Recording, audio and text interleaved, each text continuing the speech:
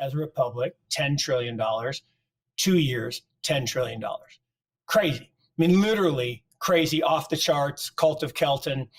And everyone's shocked. I mean, shocked, I tell you, Paul, that their house went up or oil prices went up or used car prices went up. No, none of those things got better. None of them increased in demand. The demand actually went down because we were all locked in our homes and apartments.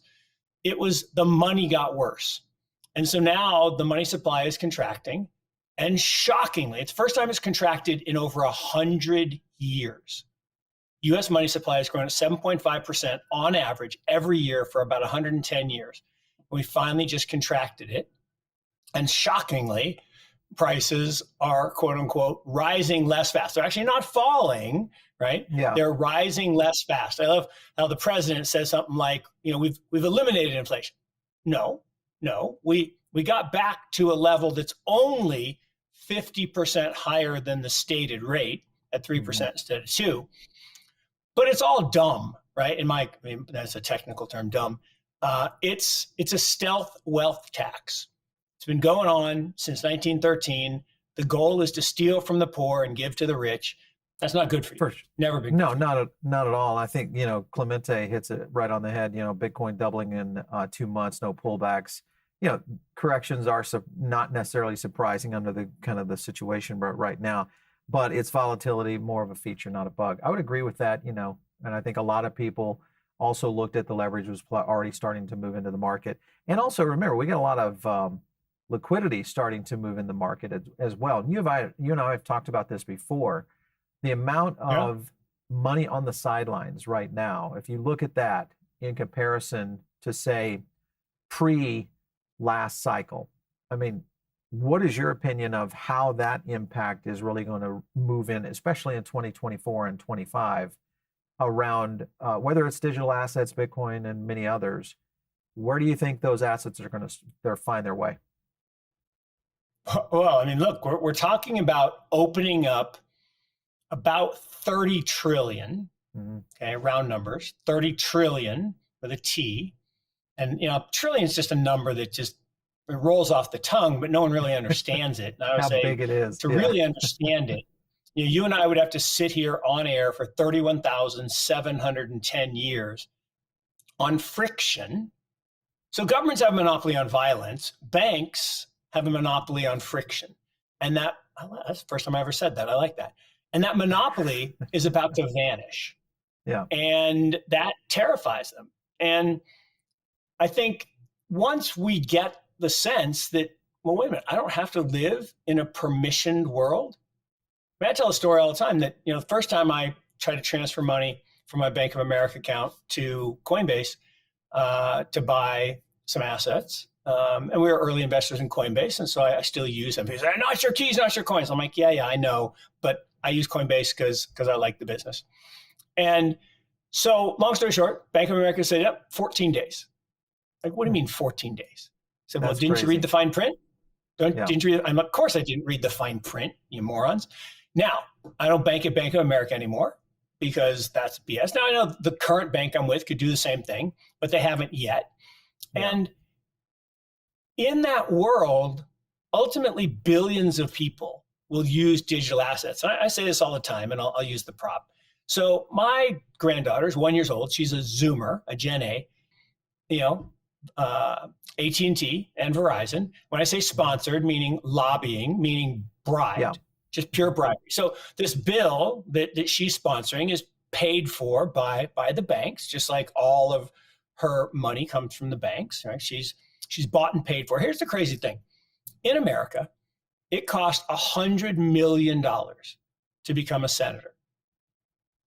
How many people have $100 million to spend? I mean, Meg Whitman tried, and even she didn't win, but she at least had the money.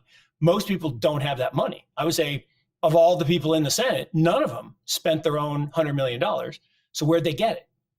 They got it from companies. Well, if someone gives you $100 million or 10 or 15 or 20, what do they expect?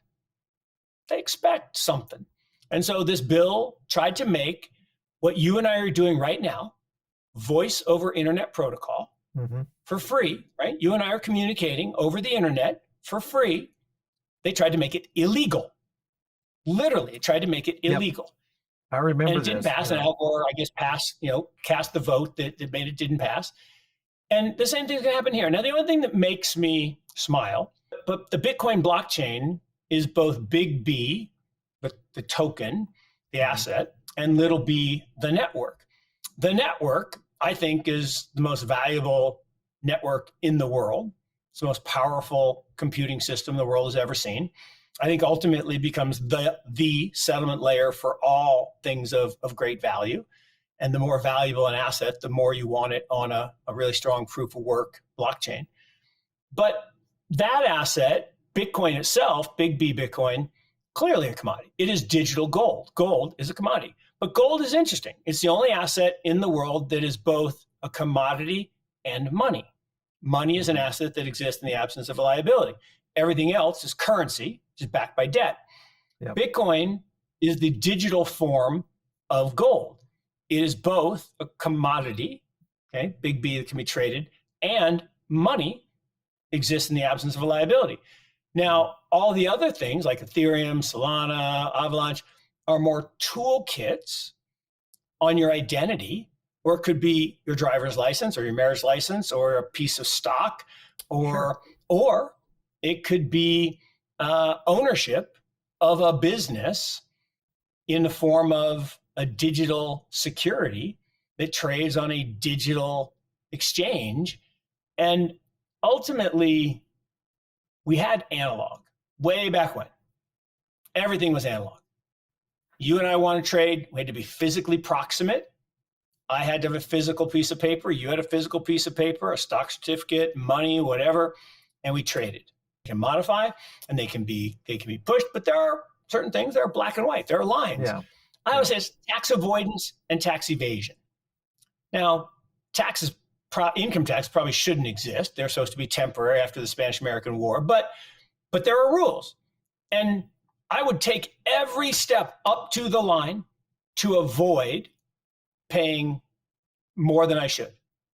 But I will never step across the line to evasion, because then threat of violence, I go to jail. Now, I would like a system that's better than the current system, where the IRS says, you owe me money. Okay, how much? Guess. I don't know, 25,000? Yeah. Wrong, jail. I mean, that's just a dumb system. If you know how much I owe, just tell me and I'll pay it. But we have this game and this dance. Why? Because we employ 800,000 people and thousands of pages of regulation and people getting paid. So the same thing's going to happen here. Regulation is going to happen. Is it going to be the draconian kind of, it's all illegal, and are we going to have another Executive Order 6102? Look, on April 5th of 1933,